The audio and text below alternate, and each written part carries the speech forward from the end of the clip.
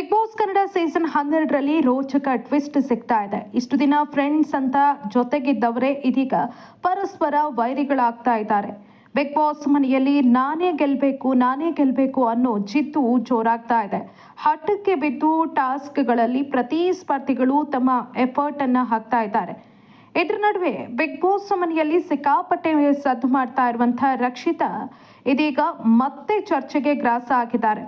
Big boss ಮನೆಯಲ್ಲಿ ರಕ್ಷಿತಾ ಹಾಗೇನೆ ಮಾಳು ಅವರ ಫ್ರೆಂಡ್ಶಿಪ್ ಇದೀಗ ಎಲ್ಲರಿಗೂ ಕೂಡ ಇಷ್ಟ ಆಗ್ತಾ ಇದೆ.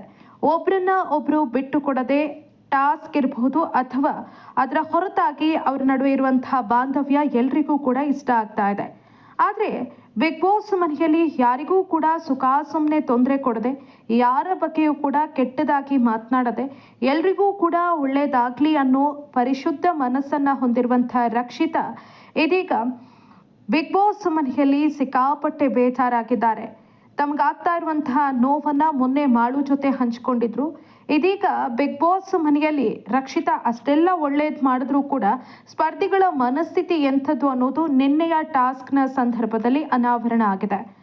ನಿನ್ನೆಯ ಕ್ಯಾಪ್ಟನ್ ಟಾಸ್ಕ್ಗೆ ಸಂಬಂಧಪಟ್ಟಂತೆ ಮೊದಲ ಟಾಸ್ಕ್ನಲ್ಲಿ ಮಾಳು ನಿಪ್ನಾಳ್ ಹಾಗೂ ರಕ್ಷಿತಾ ಶೆಟ್ಟಿ ವಿನ್ನರ್ಸ್ ಆಗ್ತಾರೆ. ಈ ಸಂದರ್ಭದಲ್ಲಿ ಬಿಗ್ ಬಾಸ್ ಅವರಿಗೆ ಒಂದು ವಿಶೇಷವಾದಂತಹ ಅಧಿಕಾರವನ್ನ ಕೊಡ್ತಾರೆ. ಮುಂದಿನ ಟಾಸ್ಕ್ನಲ್ಲಿ ನೀವು ಯಾವ ಜೋಡಿಯನ್ನ ಹೊರಗಡೆ ಇಡೋದಕ್ಕೆ ಇಷ್ಟಪಡ್ತೀರಿ ನೀವು ತಿಳಿಸಿ ಅಂತ. ಈ ಸಂದರ್ಭದಲ್ಲಿ ಮಾಳು ಹಾಗೂ ರಕ್ಷಿತಾ ಪರಸ್ಪರ ಡಿಸ್ಕಸ್ ಮಾಡಿ ರಜತ್ ಹಾಗೆ ಚೈತ್ರ ಕುಂದಾಪುರ ಅವರನ್ನ ಹೊರಗಡೆ ಇಡ್ತಾರೆ. ಅವರು ವೈಲ್ಡ್ ಕಾರ್ಡ್ ಮೂಲಕ ಮೊನ್ನೆಯಷ್ಟೇ ಬಿಗ್ ಬಾಸ್ ಮನೆಗೆ ಬಂದಿದ್ದಾರೆ. ಆದರೆ ಇಷ್ಟು ದಿನ ಬಿಗ್ ಬಾಸ್ ಮನೆಯಲ್ಲಿ ಎಲ್ಲಾ ಸ್ಪರ್ಧಿಗಳು ಕೂಡ ತಮ್ಮ ಶಕ್ತಿ ಮೀರಿ ಪ್ರಯತ್ನ ಮಾಡಿ ಇಲ್ಲಿ ತನಕ ಬಂದಿದ್ದಾರೆ. ಇನ್ನು ರಜತ್ ಹಾಗೆ ಚೈತ್ರ ಕುಂದಾಪುರ ಅವರು ಈ ಹಿಂದಿನ ಸೀಸನ್ ಅಲ್ಲೂ ಕೂಡ ಇದ್ರು, ಅಲ್ಲೂ ಕೂಡ ಅವ್ರಿಗೆ ಅವಕಾಶ ಸಿಕ್ತು. ಆದ್ರೆ ನಮ್ಮ ಸೀಸನ್ ನಲ್ಲಿರುವಂತಹ ಸ್ಪರ್ಧಿಗಳಿಗೆ ಇದು ಮೊದಲ ಅವಕಾಶ. ಜೊತೆಗೆ ಅವರು ಆರಂಭದಿಂದಲೂ ಕೂಡ ಕಷ್ಟಪಟ್ಟೆ ಇಲ್ಲಿ ತನಕ ಬಂದಿದ್ದಾರೆ. ಹಾಗಾಗಿ ನಾವು ನಮ್ಮ ಸೀಸನ್ನ ಸ್ಪರ್ಧಿಗಳನ್ನ ಹೊರಗಡೆ ಇಟ್ಟರೆ ಅವರಿಗೆ ಅನ್ಯಾಯ ಆಗುತ್ತೆ. ಹಾಗಾಗಿ ಈ ಸೀಸನ್ನ ಸ್ಪರ್ಧಿಗಳನ್ನ ನಾವು ಹೊರಗಡೆ ಇರೋದು ಬೇಡ. ರಜತ್ ಹಾಗೆ ಚೈತ್ರ ಕುಂದಾಪುರ ಅವರಿಗೆ ಅವಕಾಶ ಈಗಾಗಲೇ ಸಿಕ್ಕಿದೆ, ಮುಂದೆ ಕೂಡ ಸಿಗುವಂತಹ ಸಾಧ್ಯತೆ ಇದೆ. ಒಂದು ವೇಳೆ ಅವರನ್ನ ನಾವು ಹೊರಗಡೆ ಇಟ್ಟರೂ ಕೂಡ ಅದು ದೊಡ್ಡ ವಿಷಯ ಆಗಲ್ಲ. ಯಾಕಂದ್ರೆ ಅವರನ್ನ ಒಂದು ಬಾರಿ ಜನ ನೋಡಿದ್ದಾರೆ, ಅವರ ಆಟವನ್ನ ನೋಡಿದ್ದಾರೆ. ಹಾಗಾಗಿ ನಾವು ಚೈತ್ರ ಹಾಗೆ ರಜತ್ ಅವರನ್ನ ಹೊರಗಡೆ ಇಡೋಣ ಅಂತ ಡಿಸಿಷನ್ ಅನ್ನ ತೆಗೆದುಕೊಂಡು ಹೊರಗಡೆ ಇಡ್ತಾರೆ. ಉಳಿದ ನಮ್ಮ ಸೀಸನ್ ಅಲ್ಲಿ ಯಾರಿದ್ದಾರೆ ಅಂದ್ರೆ ರಕ್ಷಿತಾ ಹಾಗೂ ಮಾಳು ಸೀಸನ್ ಅಲ್ಲಿ ಯಾರಿದ್ದಾರೆ ಅವರನ್ನ ಸೇಫ್ ಮಾಡ್ತಾರೆ, ಮುಂದಿನ ಆಟ ಆಡೋದಕ್ಕೆ ಅವಕಾಶ ಕೊಡ್ತಾರೆ. ಇಷ್ಟಾಗ್ತಾ ಇದ್ದಂತೆ ಚೈತ್ರ ಕುಂದಾಪುರ ಯಾವ ರೀತಿ ಬಿಹೇವ್ ಮಾಡಿದ್ರು ಅನ್ನೋದು ನಿಮಗೆಲ್ಲ ಗೊತ್ತೇ ಇದೆ. ಇನ್ನೊಂದು ವಿಚಾರ, ಕಳೆದ ಸೀಸನ್ ಅಲ್ಲಿ ಅವರು ಇದ್ದಾಗ ಸಂದರ್ಭದಲ್ಲಿ ಎಷ್ಟರ ಮಟ್ಟಿಗೆ ಟಾಸ್ಕ್ ಆಡಿದ್ದಾರೆ ಅನ್ನೋದು ಎಲ್ರಿಗೂ ಕೂಡ ಗೊತ್ತಿದೆ. ಇಲ್ಲಿ ಚೈತ್ರ ಕುಂದಾಪುರ ಅವರು ಬಿಲ್ಡಪ್ ಕೊಟ್ಟದ್ದು ನೋಡಿದ್ರೆ ಈ ಟಾಸ್ಕ್ ಆಡ್ತಿದ್ರೆ ನಾನೇ ವಿನ್ನರ್ ಆಗ್ತಿದ್ದೇನೆ ಅನ್ನೋ ಒಂದು ಬಿಲ್ಡಪ್ ಅನ್ನ ಕೊಡ್ತಾರೆ. ಆದ್ರೆ ಈ ಹಿಂದಿನ ಸೀಸನ್ ಅಲ್ಲಿ ಅವರ ಆಟವನ್ನ ನೋಡಿದ್ದಾರೆ. ಹಾಗಾಗಿ ಅವರಿಗೆ ಅವಕಾಶ ವಂಚಿತರನ್ನ ಹಾಕ್ಸಿದ್ದು ಯಾವುದೇ ರೀತಿಯಲ್ಲೂ ಕೂಡ ತಪ್ಪಲ್ಲ. ಯಾಕಂದ್ರೆ ಈ ಸೀಸನ್ ಅಲ್ಲಿ ಪಾಪ ಆರಂಭದಿಂದಲೂ ಕೂಡ ಸ್ಪರ್ಧಿಗಳು ಆಟ ಆಡ್ತಾ ಬಂದಿದ್ದಾರೆ. ಇಂಥ ಸಂದರ್ಭದಲ್ಲಿ ಅವರನ್ನ ಹೊರಗಿಡೋದು ನಿಜಕ್ಕೂ ತಪ್ಪು. ರಕ್ಷಿತಾ ಹಾಗೂ ಮಾಳು ತಮ್ಮವರಿಗೆ ಅನ್ಯಾಯ ಆಗಬಾರ್ದು ಅಂತ ಒಂದು ಒಳ್ಳೆಯ ನಿರ್ಧಾರವನ್ನ ತೆಗೆದುಕೊಳ್ತಾರೆ. ರಜತ್ ಕೂಡ ರಕ್ಷಿತಾ ಮೇಲೆ ಕೋಪಗೊಳ್ತಾರೆ, ನೀನು ನನಗೆ ಸಿಗುವಂತ ಅವಕಾಶವನ್ನ ಸಿಗದ ಹಾಗೆ ಮಾಡಿದೆ, ವೈಲ್ಡ್ ಕಾರ್ಡ್ ಎಂಟ್ರಿ ಮೂಲಕ ಬಂದಿದ್ದು ನನ್ನ ತಪ್ಪ, ನನ್ನ ಆಯ್ಕೆನಾ ಅಂತ ಪ್ರಶ್ನೆಯನ್ನ ಮಾಡ್ತಾರೆ. ಜೊತೆಗೆ ನೀನು ಎಲ್ಲ ವಿಚಾರದಲ್ಲೂ ಕೂಡ ಚಿಕ್ಕ ಮಕ್ಕಳ ಹಾಗೆ ಥಿಂಕ್ ಮಾಡಬೇಡ ಅಂತ ಆಕೆಗೆ ಬೈತಾರೆ.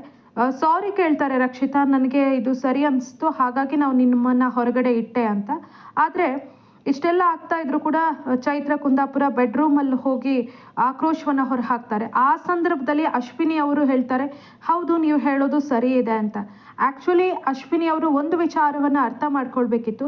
ಎಲ್ಲಾದ್ರೂ ರಜತ್ ಹಾಗೆ ಚೈತ್ರ ಕುಂದಾಪುರ ಅವರನ್ನ ಸೇಫ್ ಮಾಡಿ ನಮ್ಮನ್ನ ಆಟದಿಂದ ಹೊರಗಡೆ ಇಡ್ತಾ ಇದ್ರೆ ಏನಾಗ್ತಾ ಇತ್ತು?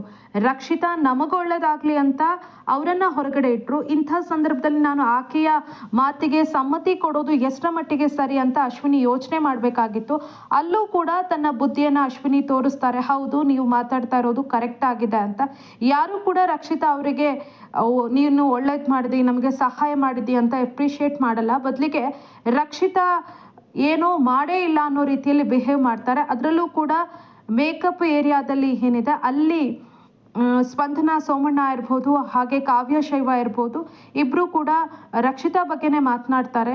ರಕ್ಷಿತನಿಗೆ ನಿಜವಾಗ್ಲೂ ಆಕೆ ಮೆಚುರಿಟಿ ಇಲ್ಲದೆ ಮಾತಾಡ್ತಾಳ ಅಥವಾ ಆಕೆ ನಾಟಕ ಮಾಡ್ತಾ ಇದ್ದಾಳ ಅಥವಾ ಅವಳಿಗೆ ಗೊತ್ತಾಗೋದಿಲ್ವಾ ಏನು ಅಂತ ಕಾವ್ಯ ಶೈವ ಹೇಳ್ತಾರೆ. ಈ ಸಂದರ್ಭದಲ್ಲಿ ಸ್ಪಂದನ ಹೇಳ್ತಾರೆ, ಇಲ್ಲ ಆಕೆಗೆ ಎಲ್ಲವೂ ಕೂಡ ಗೊತ್ತಿದೆ, ಅವಳು ಸ್ಟ್ರಾಟಜಿ ಮಾಡಿ ಆಡ್ತಾ ಇದ್ದಾಳೆ ಅನ್ನೋ ರೀತಿಯ ಮಾತನ್ನ ಹೇಳ್ತಾರೆ. ಇಲ್ಲಿ ಸ್ಪಂದನ ಎಷ್ಟರ ಮಟ್ಟಿಗೆ ಟಾಸ್ಕ್ ಆಡಿದ್ದಾರೆ, ಕಾವ್ಯ ಎಷ್ಟರ ಮಟ್ಟಿಗೆ ಟಾಸ್ಕ್ ಆಡಿದ್ದಾರೆ, ಟಾಸ್ಕ್ ಅಂತ ಬಂದಾಗ ರಕ್ಷಿತಾ ಎಷ್ಟರ ಮಟ್ಟಿಗೆ ಆಡ್ತಾರೆ ಅನ್ನೋದು ಗೊತ್ತೇ ಇದೆ, ಪ್ರಾಮಾಣಿಕವಾಗಿ ಆಡ್ತಾರೆ. ಜೊತೆಗೆ ಕಿಚ್ಚ ಸುದೀಪ್ ಅವರು ಕೂಡ ಈ ಹಿಂದೆ ರಕ್ಷಿತಾ ಅವರ ಆಟಕ್ಕೆ ಪ್ರಶಂಸೆಯನ್ನ ವ್ಯಕ್ತಪಡಿಸಿದ್ರು. ಆದ್ರೆ ಅದೆಲ್ಲವನ್ನ ಕೂಡ ಮರೆತು ಸ್ಪಂದನ ಹಾಗೆ ಕಾವ್ಯ ಮಾತಾಡ್ತಾರೆ. ಒಬ್ರು ಕೂಡ ಕೃತಜ್ಞತೆ ಇಲ್ಲದ ರೀತಿಯಲ್ಲಿ ನಿನ್ನೆ ಬಿಹೇವ್ ಮಾಡ್ತಾರೆ. ಹಾಗೆ ನೋಡಿದ್ರೆ ಯಾರಾದ್ರೂ ಒಬ್ರಾದ್ರೂ ಅವರಿಗೆ ಥ್ಯಾಂಕ್ಸ್ ಅನ್ನ ಹೇಳ್ಬೋದಿತ್ತು, ನೀವು ನನ್ನನ್ನ ಸೇಫ್ ಮಾಡಿದಿ ಅಥವಾ ನಿಮ್ಮಿಂದಾಗಿ ನಂಗೆ ಆಡೋದಕ್ಕೆ ಅವಕಾಶ ಸಿಕ್ತು ಅಂತ ಯಾರಿಗಾದ್ರೂ ಹೇಳ್ಬೋದಿತ್ತು. ಆ ದೊಡ್ಡ ಮನಸ್ಸನ್ನ ಯಾರು ಕೂಡ ಮಾಡೋದಿಲ್ಲ. ಇನ್ನು ರಕ್ಷಿತಾ ಅವ್ರ ಜೊತೆ ಹೆಚ್ಚು ಸಮಯ ಕಳೆಯುವಂತಹ ರಘು ಅವರು ಕೂಡ ಈ ಬಗ್ಗೆ ಮಾತನಾಡೋದಿಲ್ಲ. ರಕ್ಷಿತಾ ಅವರು ಅವಕಾಶ ಕೊಟ್ಟಿದ್ರಿಂದ ನೆಕ್ಸ್ಟ್ ಟಾಸ್ಕ್ ನಲ್ಲಿ ರಘು ಟೀಮ್ ವಿನ್ ಆಗತ್ತೆ. ಅದೆಲ್ಲವನ್ನ ಕೂಡ ರಘು ಅವರು ಕೂಡ ಯೋಚನೆ ಮಾಡ್ಬೇಕಾಗಿತ್ತು. ಒಳ್ಳೆ ನಿರ್ಧಾರ ತೆಗೆದುಕೊಂಡೆ ಅಂತ ಎಲ್ಲರೂ ಕೂಡ ಸಪೋರ್ಟ್ ಮಾಡ್ಬೇಕಿತ್ತು. ಆದ್ರೆ ಯಾರು ಕೂಡ ಆ ಮಾತನ್ನ ಆಡೋದಿಲ್ಲ. ಅದೇ ರಕ್ಷಿತಾ ಅಂದ್ರೆ ಒಂದು ಸಣ್ಣ ತಪ್ಪಾದ್ರೆ ಅದನ್ನ ಹೈಲೈಟ್ ಮಾಡ್ತಾರೆ, ಆಕೆ ಎಲ್ಲಿ ತುಮಗೆ ಸಿಕ್ಕಿ ಬೀಳ್ತಾಳೆ ಅಂತ ಕಾಯ್ತಾ ಇರ್ತಾರೆ. ನಿನ್ನೆಯ ಆ ಒಂದು ನಡವಳಿಕೆ ರಕ್ಷಿತಾ ಅಭಿಮಾನಿಗಳಿಗೂ ಕೂಡ ಬೇಸರ ಮೂಡಿಸಿತ್ತು. ಇಷ್ಟೇನಾ ಅನ್ನೋ ಭಾವನೆಯನ್ನ ಮೂಡಿಸಿತ್ತು. ರಕ್ಷಿತಾ ಸ್ವಾರ್ಥಿ, ಆಕೆ ಸ್ಟ್ರಾಟಜಿ ಹೀಗೆಲ್ಲ ಮಾತಾಡ್ತಾಳೆ, ಆದ್ರೆ ಆಕೆ ಯೋಚನೆ ಮಾಡೋದನ್ನ ಯಾರು ಕೂಡ ಅರ್ಥ ಮಾಡ್ಕೊಳ್ಳೋದಿಲ್ಲ. ಎಲ್ರಿಗೂ ಕೂಡ ಒಳ್ಳೇದಾಗ್ಲಿ ಅನ್ನೋ ರೀತಿಯಲ್ಲೇ ಆಕೆ ಕೆಲವೊಮ್ಮೆ ನಿರ್ಧಾರವನ್ನ ತೆಗೆದುಕೊಳ್ತಾಳೆ. ಅದು ಕೆಲವೊಮ್ಮೆ ತಪ್ಪಾಗಿ ಕಾಣುತ್ತೆ. ಅದನ್ನ ಉಳಿದವರು ಅರ್ಥ ಮಾಡ್ಕೊಳ್ಬೇಕು ಅಂತ ಸಾಕಷ್ಟು ಜನ ತಮ್ಮ ಅಭಿಪ್ರಾಯವನ್ನ